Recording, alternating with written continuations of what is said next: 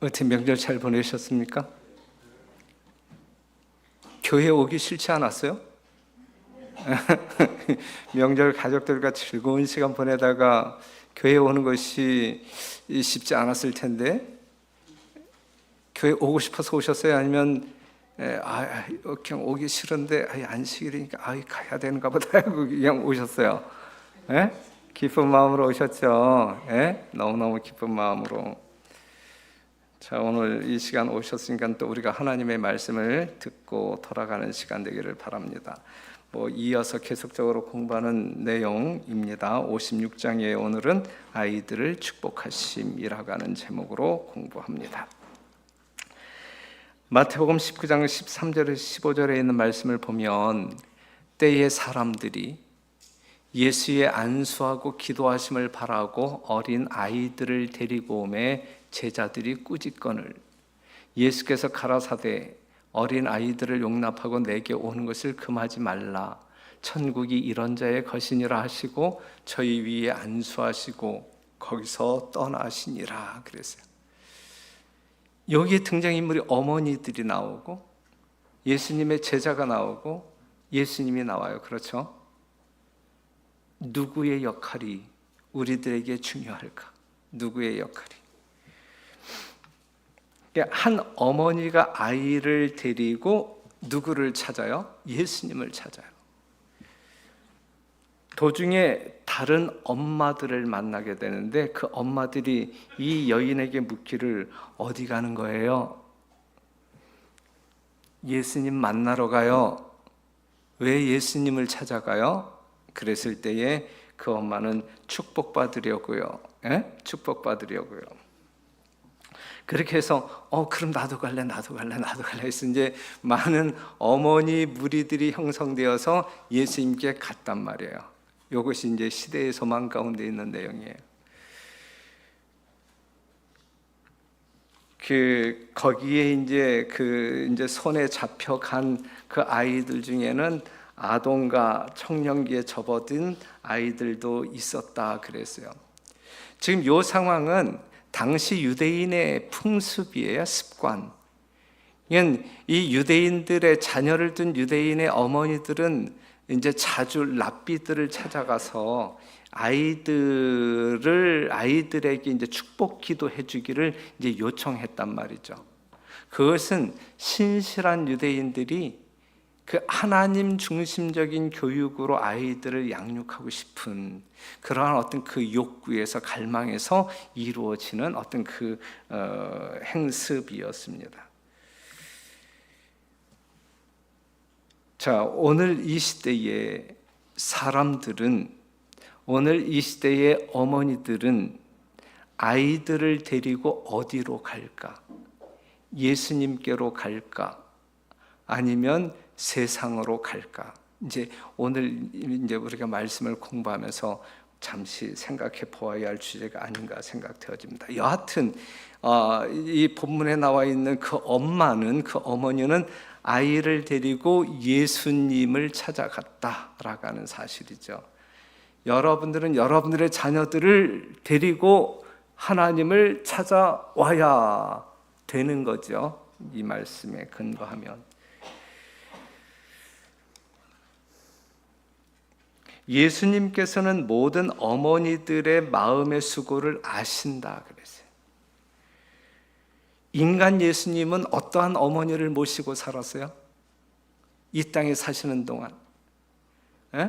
예수님은 그 인간의 어머니, 어떤 인간의 어머니를 모시고 살았어요? 가난에 찌든 어머니, 궁핍과 더불어 싸운 어머니의 모습을 보면서 살았어요. 그렇죠?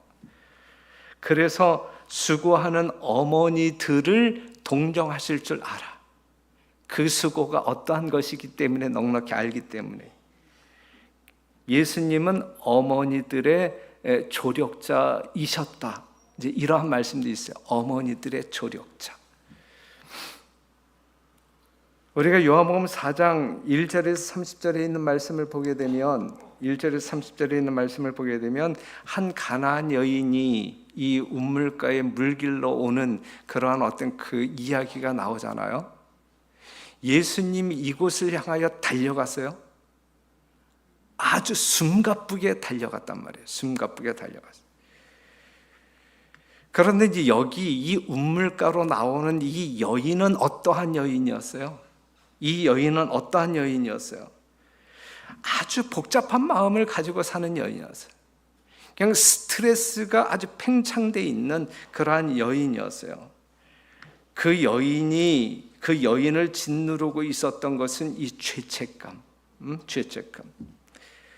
그래서 다른 사람들의 손가락질을 받기 때문에 다른 사람들의 눈을 피해서 돌아다니는 여자. 그의 인생은 얼마나 고통이 컸을까. 여러분들이 아신 대로 이 여인은 상당히 부도덕한 여자였잖아요. 내 남편을 데리고 오라 할 때에 그것을 숨기고 싶었고, 제가 몇 명의 이 다수의 어떤 그 남편이 있음을 예수님께서 말씀하고 있잖아요. 그것을 예수님만 알고 계시는 내용이냐고요? 동네 사람들 다 알고 있는 내용이잖아요. 그 여자의 어떤 그 삶의 모습이. 그렇기 때문에 그가 도덕적으로 많은 지탄을 받고 사는 사람이잖아요. 그 다음에 그의 마음 가운데서 일어나고 있는 양심, 이 죄의 책으로 말미암는 이 양심의 가책은 얼마나 심했겠어요. 그렇기 때문에 늘 사람들의 눈을 피해서 이제 홀로 다녔단 말이죠. 그러한 여인. 그런데 이 여인을 만나기 위하여 달려왔단 말이에요. 그 여인의 고민이 무엇인지 이미 아시는 주님께서는 그 여인이 짊어지고 있는 죄의 무게를 덜어주기 위해서 달려오셨단 말이죠. 이러한 예수님이 오늘 우리를 찾아오신단 말이에요. 혹시 이 여인과 같은 상당히 어떤 그 불편한 마음을 가지고 뭔가 어떤 그 어렵게 사시는 분 계십니까? 그러한 분들을 만나기 위하여 예수님께서 달려오시는 분, 그 여자를 돕기 위하여 달려오시는 예수님을 우리가 만나는 경험이 있다고 하면 얼마나 복된 사람들일까? 우리가 그러한 사람이 아닐지라도 이러한 예수님에 대한 이해는 가지고 있어야 돼요. 언제든지 나의 문제를 풀어주기 위하여 달려오시는 예수님이 계시다라고 하는 사실을 여러분들은 알고 사셔야 됩니다. 우리가 누가복음 7장 11절에서 15절에 있는 말씀을 보게 되면 이 나인성 과부를 만나는 예수님의 모습을 통해서 이 과부의 아들이 죽잖아요. 이 과부의 아들이 죽음으로 말미암아 그 여인은 전부를 잃어버려요. 모든 것을 잃어버려요. 희망을 잃어버렸고 절망을 경험합니다. 하지만 예수님이 그 여인을 찾아와서 그 아들을 살려주어요. 그 여인을 절망케 한 그 문제를 풀어준단 말이에요. 그렇죠? 그리하여 예수님 때문에 그 여인은 모든 것을 되찾았어요. 모든 것을 되찾았어요. 사랑하는 성도 여러분, 우리가 이 나인성 과부와 같이 모든 것을 잃어버림으로 말미암아 절망 가운데 있다 할지라도 우리 주님께서는 우리의 어떤 그 절망을 해결하시기 위하여 모든 것을 되찾아 주시기 위하여 우리를 찾아오시는 분이다라고 하는 사실 또 기억해 주시면 좋을 것 같아요. 요한복음 19장 26절에 있는 말씀을 보게 되면 십자가의 고통 속에서도 어머니를 기억하시는 예수님을 우리가 보잖아요. 그렇죠? 끝까지 책임져 주시는 임마누엘의 하나님, 임마누엘의 예수님. 이러한 예수님을 여러분들이 믿고 살잖아요. 한순간도 잊지 말게 되시기를 바라요.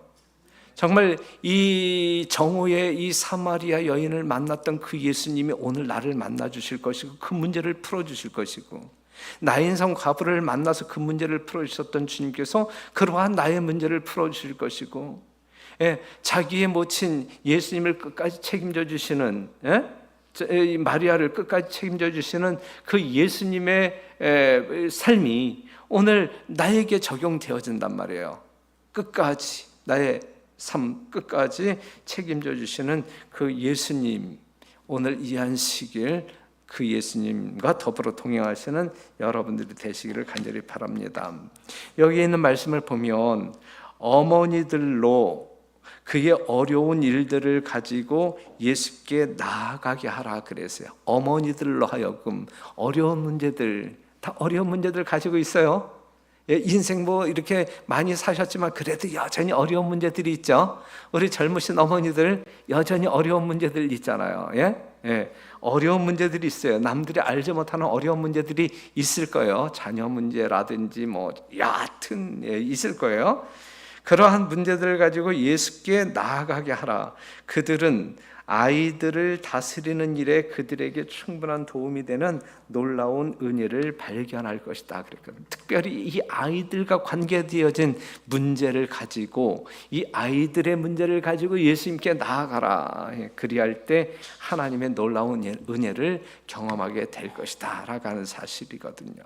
이러한 문제뿐만 아니라 우리 일상생활 속에서 경험되어지는 수많은 문제, 인간사의 수많은 문제, 우리의 힘으로 참 해결할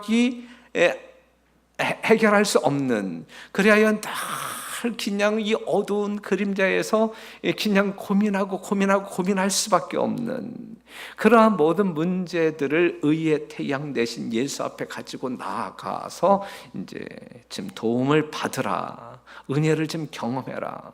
제발 혼자 그냥 의의 태양 되신 예수님을 등지고 혼자 자기 스스로 그 문제를 풀겠다고 애쓰지 말고 그냥 태양을 마주하여 의의 태양 되신 예수님이 그 모든 문제를 이렇게 해결하실 수 있도록 좀 내려놓으라, 이렇게 이야기하고 있는 것이거든요. 제발 이 하나님의 이 예수님의 사랑과 능력을 축소시키지 말고 정말 말씀 가운데서 표현되어진 이 무한한 하나님의 은혜와 능력을 신뢰함으로 말미암아 모든 것을 주님께 내어놓고 풀어달라고 요청하시는, 애청하시는, 그리고 경험하시는 여러분과 제가 되기를 간절히 바랍니다.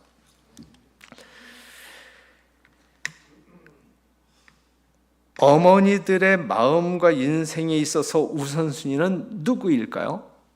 예? 우리 어머니들의 마음과 인생에 있어서 우선순위는 누구일까? 남편일까? 자식일까?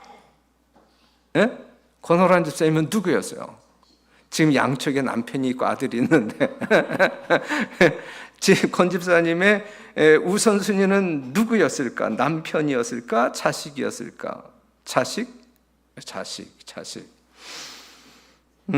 만약에 자식이라면, 우선순위의 자식이라면 자식의 출세인가 아니면 하늘인가라고 이야기할 때 이제 여기서 이제 갈등하는 그리스도인이면서도 뭐 교회 안에서는 그냥 뭐 다 그냥 이렇게 당연히 하늘이죠 이렇게 대답할 수 있지만 실제적인 어떤 삶 속에서는 그냥 세상적인 어떤 그 출세에 집중하는 그러한 모습들을 보이는 경우들이 있잖아요. 그렇죠?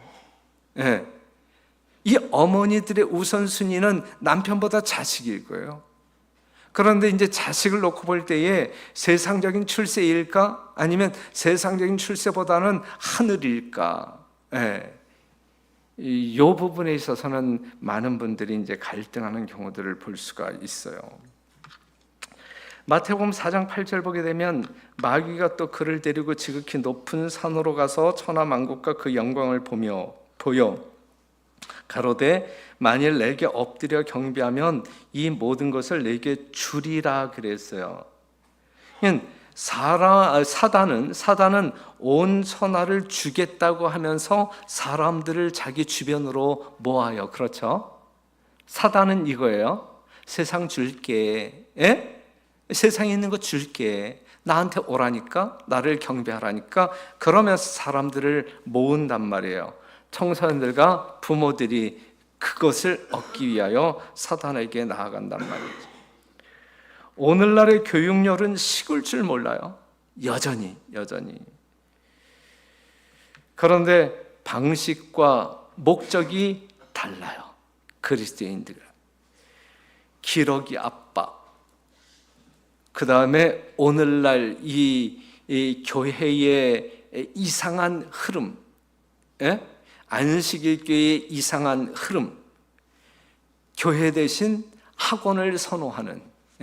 안식일 시간 속에서 아이들이 교회에 있어야 되는데 학원으로 몰고 가는 그냥 봐봐요. 이 엄마가, 이 성경 본문에서 이 엄마가 아이의 손을 잡고 예수님을 찾아가는 광경이잖아요. 그렇죠? 이게 정상적인 모습 아니겠어요? 어디가 예수님께 왜 이 아이의 축복을 위하여 예수님을 찾아간단 말이죠. 그런데 오늘날 많은 사람들이 많은 재림교인들이 이 아이를 데리고 어디로 가요? 예. 이거는 우리가 깊이 생각해 볼 문제라고요. 그렇죠? 그 다음에 우리가 깊이 회개해야 할 부분이라고요. 예, 상당히 중요한 문제예요. 여러분들은 여러분들의 아이를, 여러분들의 식구들을 데리고 어디로 가십니까? 그렇죠? 어디로 가십니까? 이 안식일. 예? 여러분들의 자녀들을 데리고 어디로 가십니까? 하늘로 가십니까? 아니면 세상으로 가십니까? 상당히 중요한 질문이거든요.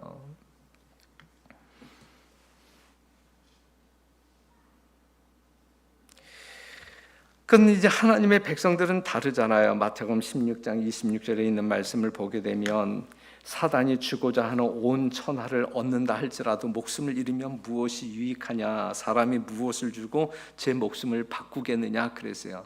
천하보다 귀한 생명이 우리들의 삶의 목적이어야 된다니까요.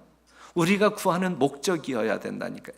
천하보다 귀한 나의 영원한 생명과 이 세상이 줄 수 있는, 사단이 나에게 줄 수 있는 전부를 놓고 비교할 때 어느 것이 더 가치 있고 귀한 것이냐, 이것이죠. 거기에 대한 분별력이 있어야 된단 말이죠. 요한복음 20장 31절에 있는 말씀 보면 오직 이것을 기록함은 너희로 예수께서 하나님의 아들 그리스도이심을 믿게 하려 함이요 또 너희로 믿고 그 이름을 힘입어 생명을 얻게 하려 함이니라 그랬거든요. 우리는 생명을 얻는 일에 주력해야 된단 말이에요.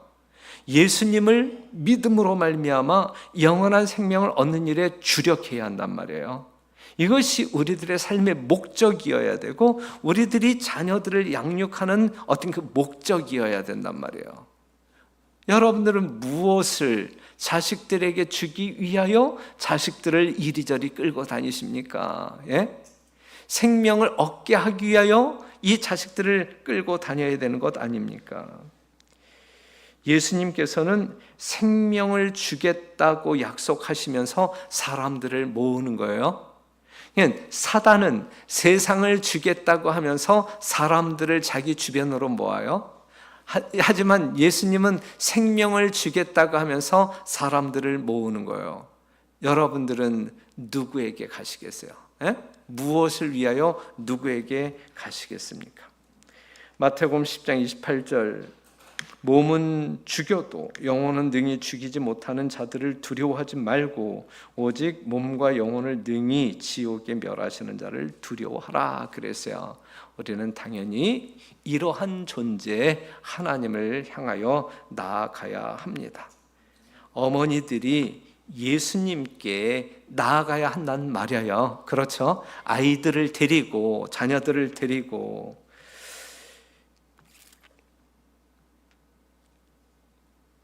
제대로 된 교육열을 가지고 우리의 자녀들을 양육해야 합니다.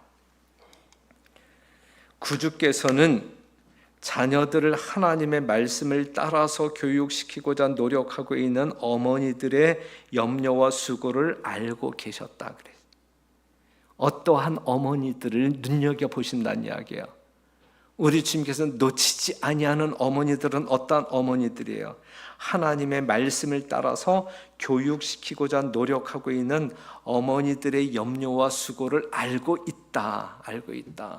그 어머니들을 조력하기 위해서 곁에 계신다라고 하는 사실이죠. 곁에 계신다.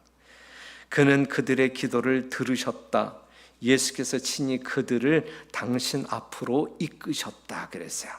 예수께서는 친히 그들을 당신 앞으로 이끄셨다. 예. 우리는 손주들도 있고 장성한 자녀들도 있고 그냥 학령기에 있는 자녀들을 데리고 있는 부모들도 있고 우리들의 어떤 그 태도를 어떻게 가져야 할지 생각하게 됩니다. 지방에 있는 교회들이 이제 아우성을 치는 경우가 어떠한 경우이냐면, 이제 아주 어렵게 영혼을 이제 이 교회로 인도하여 가르치고 침례주고 아주 훌륭한 교회의 일꾼으로 이제 양성했는데, 어느 날 그분이 목사를 찾아가서, 목사님 저 이사가요. 이제 저 이사가요. 어디로 가는데요? 삼육대학 주변 뭐 별내동으로 가요? 어디로 가요? 이제 이렇게 이야기한다면, 뭐 때문에 가는 거예요? 뭐 때문에? 아이들 자녀 교육 문제 때문에. 그런데 이제 학교 주변으로 오는, 실제적으로 그러한 부모들의 마음 가운데는 하나님 말씀 중심으로 아이들을 키우겠다라는 의지를 가지고 오잖아요. 그렇죠? 그런데 이제 문제는, 오늘날 우리 교단의 학교들이 정말 하나님 말씀 중심으로, 정말 비중을 두고 가르치면 참 좋은데, 그렇지 않으니까, 그렇지 않으니까, 그렇게 할 수도 없으니까, 이제 교육부의 제재를 받으니까, 이게 이제 보통 큰 문제가 아니죠.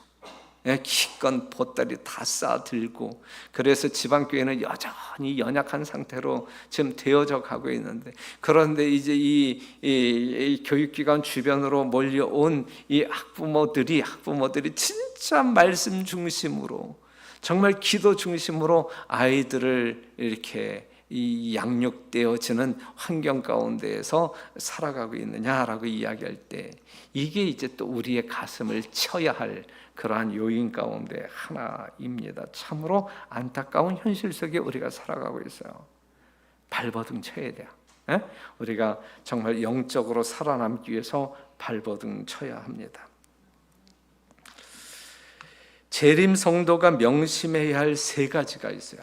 재림 성도들이 명심해야 할 세 가지가 있는데, 이 아이들의 최초의 교사가 누구냐? 뭐 여러분들이 다 알고 있는 내용인데, 아버지와 어머니는 자녀들의 최초의 교사가 되어야 한다 그랬어요.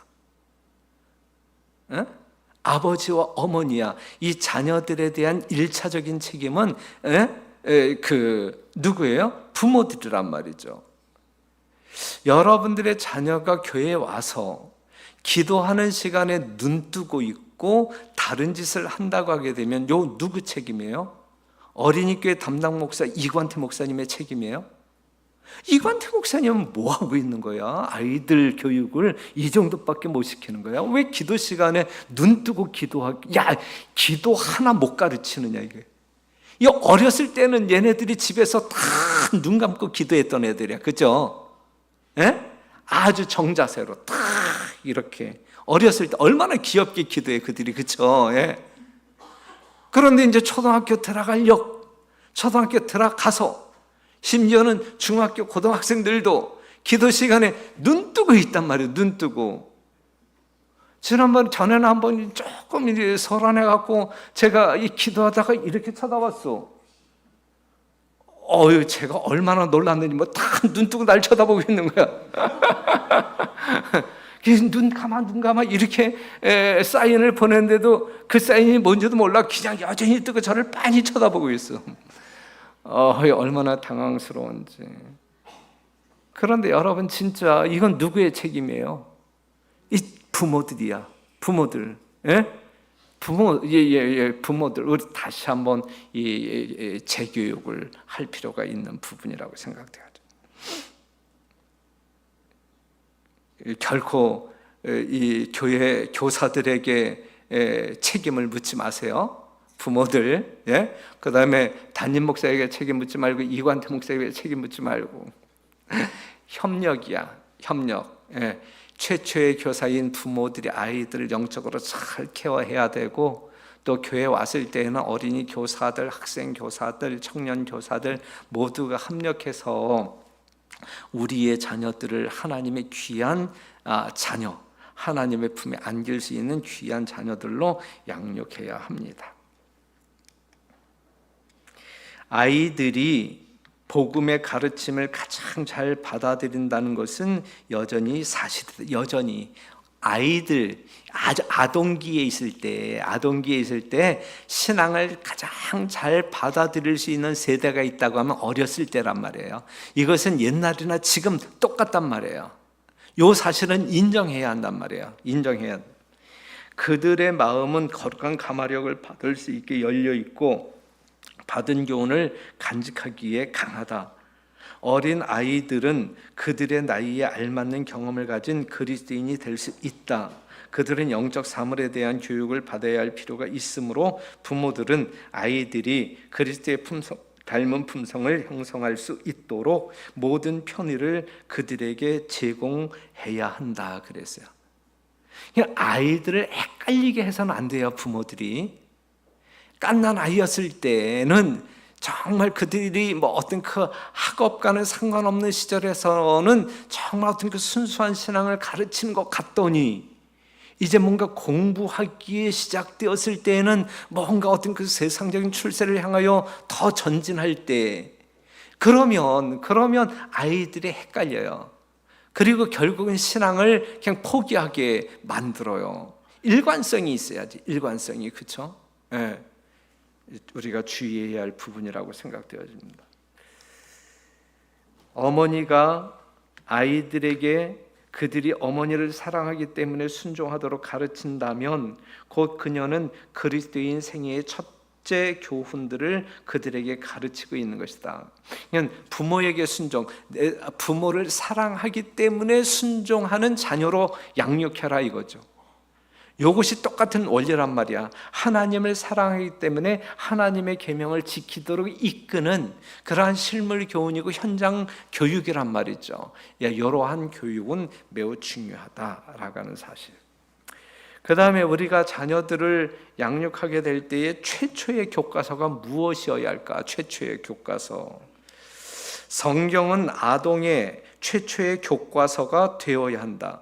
부모들은 이 책으로부터 현명한 교훈을 주어야 한다. 하나님의 말씀이 생애의 척도가 되어야 한다. 아이들은 그 책에서 하나님이 그들의 아버지이심을 배워야 하며 하나님의 말씀이 아름다운 교훈에서 그들은 하나님의 품성에 대한 지식을 얻어야 한다 그랬어요. 그냥 아동들에게 있어서 가장 어렸을 때 아이들에게 최초의 교과서는 무엇이어야 한다? 성경이어야 한다. 성경.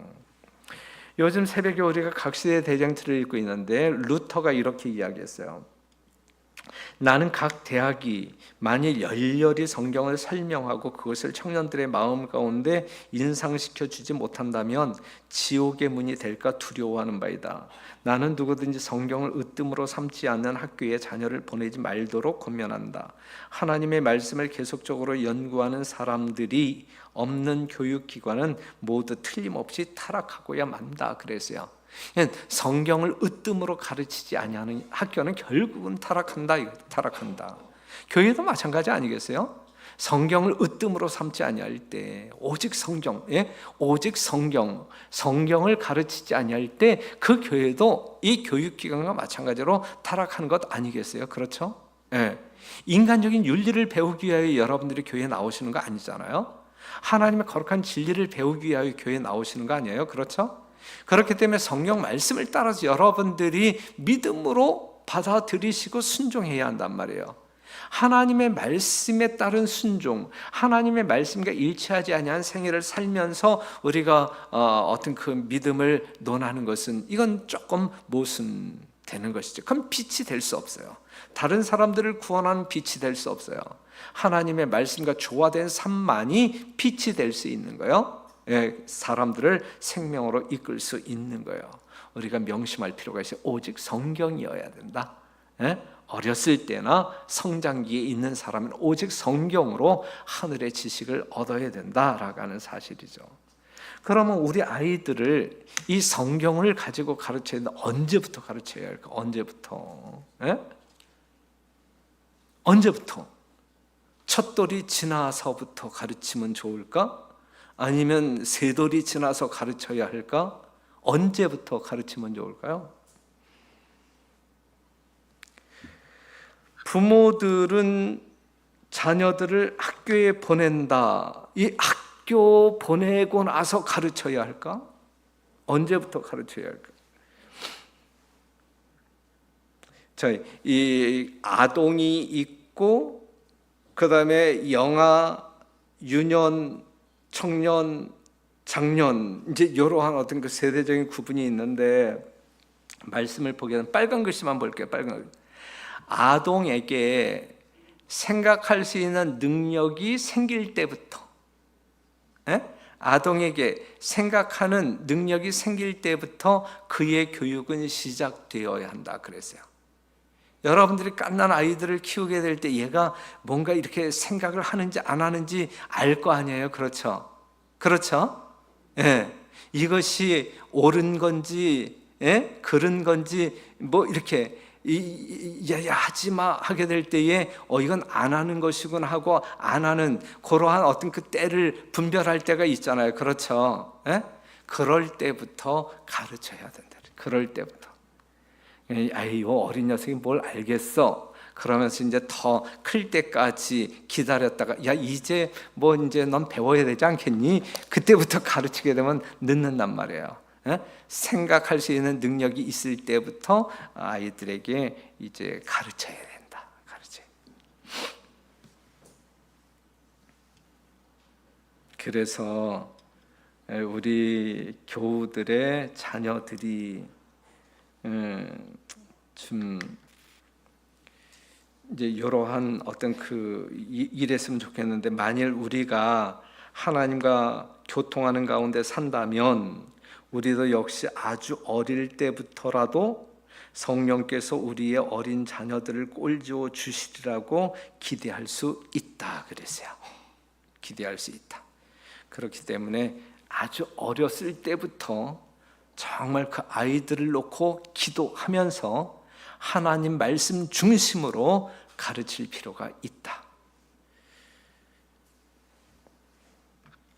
그런데 이제 이렇게 이제 아이들을 데리고 이제 어머니들이 왔을 때 이제 제자들의 태도가 어땠느냐 이게. 제자들의 태도가. 제자들은 그들을 쫓아 버리려고 했잖아요. 그렇죠? 예. 이유는 뭐예요? 예수님을 위한 생각이에요? 예수님을 위한 생각이야. 예수님은 아주 바쁘셨어요. 아주 바쁘셨어요.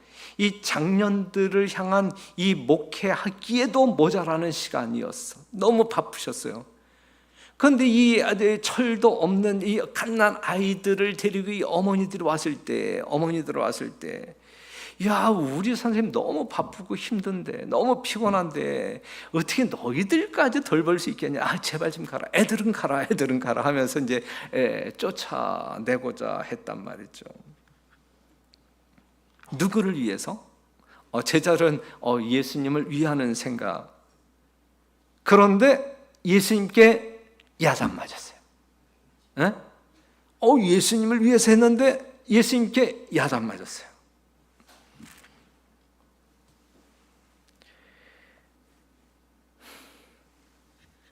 그러니까는 제자들은 자신들이 생각할 때에는 맞는 것 같지만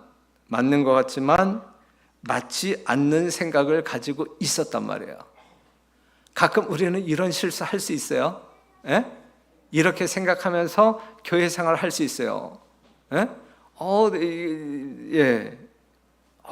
맞는 줄 알았는데 맞지 않는 그러한 생각과 행동을 할 수 있어요.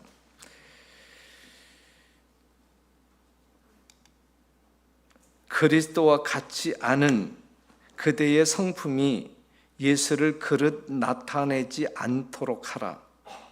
그대의 냉대와 거칠음으로 어린 아이들을 예수에게서 떠나가게 하지 말라 그랬어요.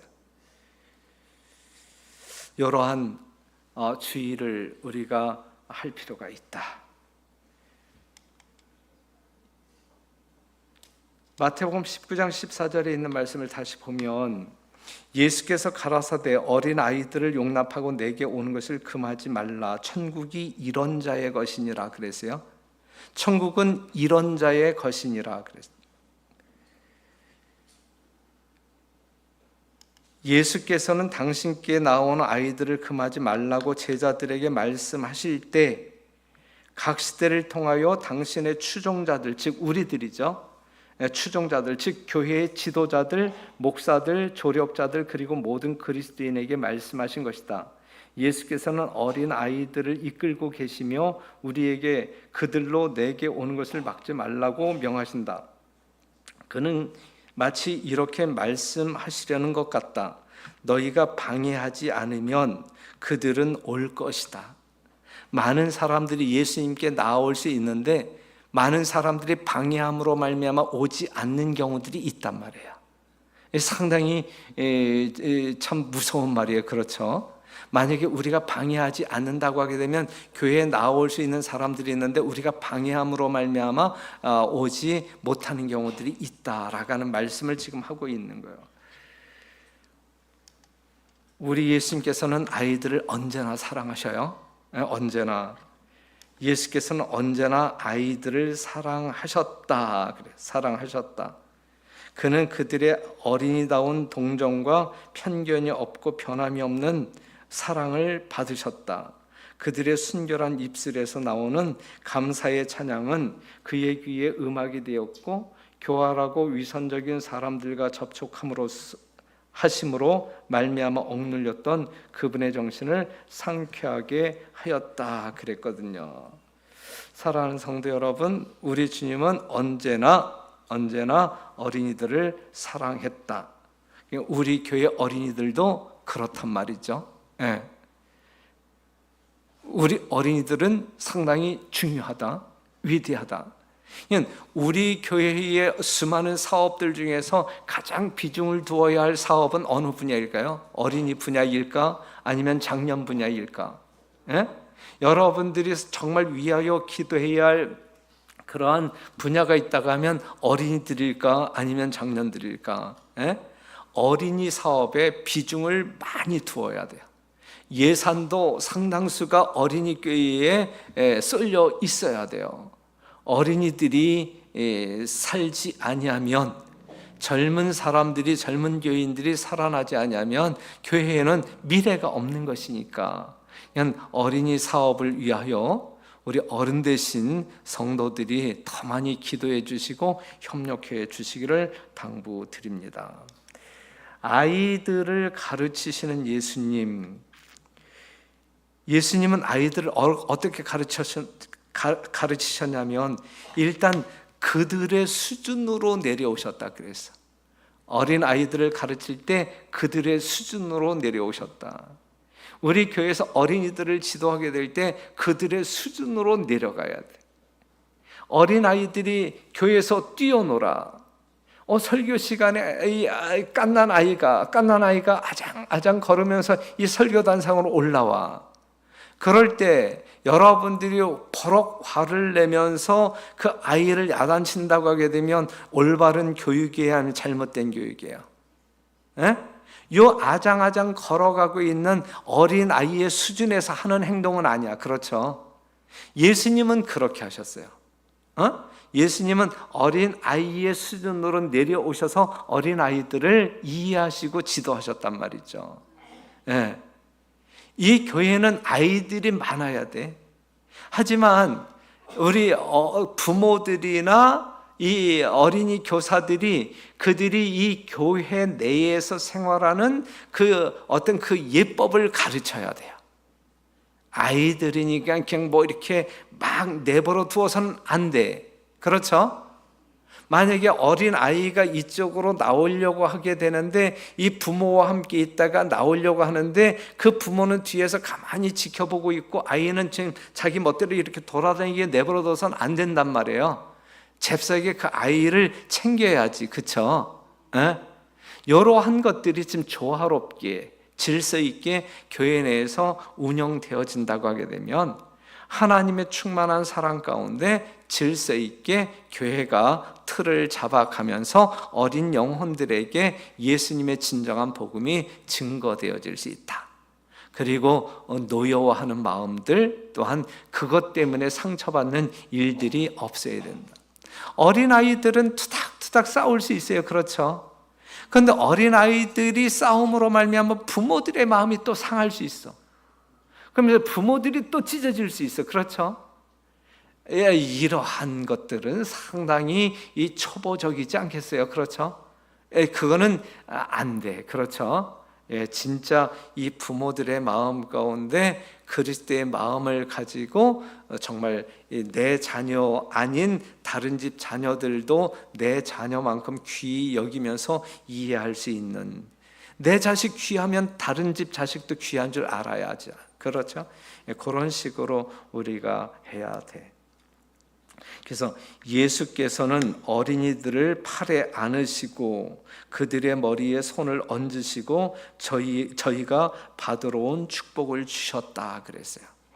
예수님께서는 어린 아이들을 안으시고 그들의 머리에 손을 얹으시고 그들이 받고자 하는 축복을 주시고 그들을 돌려보내셨다라고 하는 사실인데, 우리의 마음 가운데, 부모의 마음 가운데 이러한 마음, 또한 교회 어른들의 마음 가운데 이러한 마음이 있으면 참 좋겠다.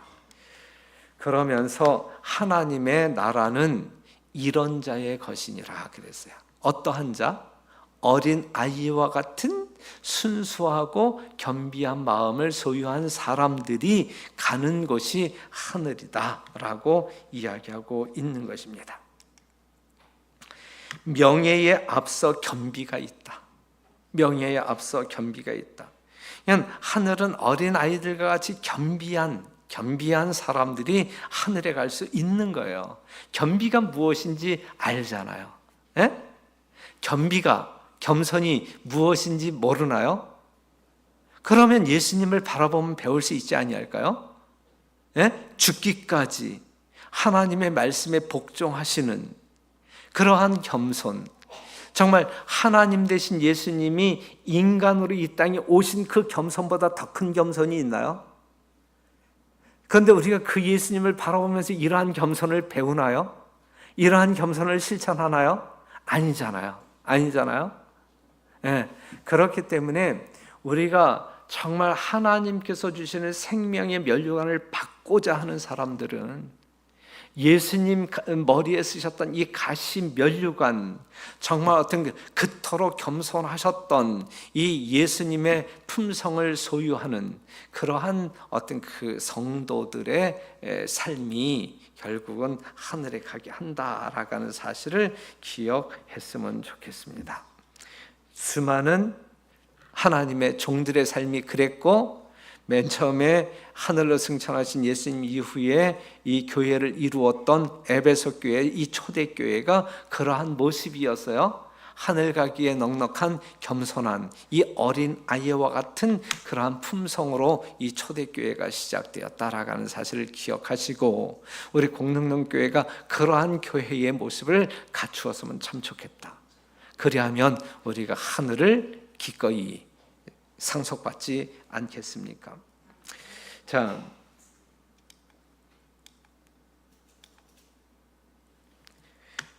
이제 마지막 결론 부분을 본다고 하게 되면, 예수님에게 찾아온 아이들을 데리고 예수님에게 찾아온 어머니들은 위안을 받았다. 위안을.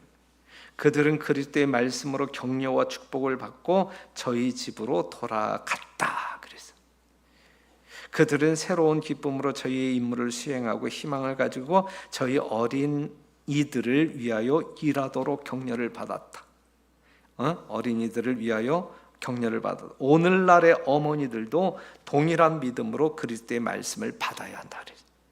오늘날의 어머니들도 이 당시의 어머니들처럼 살아야 된다는 이야기. 오늘날의 어머니들도 아이들을 데리고 누구에게 나아가야 한다는 이야기예요. 예수님에게 나아가야 됩니다. 아이들을 데리고 제발 세상으로 나아가는 것이 아니라 아이들을 데리고 예수님께 나아가야 됩니다. 예수님의 축복을 받도록 해야 되고 예수님의 교육을 받도록, 그것이 오늘날 어머니들의 임무이어야 된다라고 하는 사실이죠. 그리스도께서는 그가 사람들 중에 한 사람으로 사셨을 때처럼 오늘날도 틀림없이 개인의 구주이시다. 그는 유대에서 어린이들을 팔에 안으셨던 그때처럼 오늘날도 틀림없이 어머니들의 조력자이시다 그랬어요. 그러니까는 우리는 든든한 조력자가 있잖아요. 누가 우리의 조력자라고요? 예수님이 우리의 조력자이시잖아요. 그렇기 때문에 기꺼이 우리들의 자녀들을 예수님께 데리고 나옴으로, 예수님께서 그들을 축복하시도록 하심으로 우리 어린 아이들이 하나님 안에서 영적으로 크게 장성할 수 있도록 여러분들의 역할을 다해 주시기를 바라고, 여러분들의 장성한 자녀들이, 여러분들의 품을 떠난 자녀들이 예수님 안에 있지 않다고 하면 그들을 위하여 물론 끊임없이 눈물로 기도하시겠지만 계속적으로 기도하시고, 급기야 우리 주님께서 여러분들의 눈물 어린 기도를 응답하신다라는 믿음으로 오늘을 살 때 너무 침울하게 살지 않게 되기를 바라요. 기도하시면서 언젠가는 하나님께서 기억하시고 응답해 주실 것에 대한 믿음을 가지시고, 활발하게 생동감 있게 정말 어떤 그 믿음을 소유한 자의 어떤 그 평안을 가지고 좀 살았으면 좋겠어요. 뭐 위축된 마음으로 그냥 침울하게 슬픈 마음을 가지고 살지 않고 하나님께 정말 많은 것을 맡기고 하나님의 능력으로, 하나님의 감동으로 우리의 자녀들이 돌아올 것이다. 분명히 어렸을 때 받았던 신앙교육 그들이 기억함으로 말미암아 되돌아올 것이다. 그때에 정말 기쁨으로 여러분들이 맞이해 줄 수 있는 그러한 역사가, 그러한 날이 있게 되기를 간절히 바라면서 말씀을 마치겠습니다.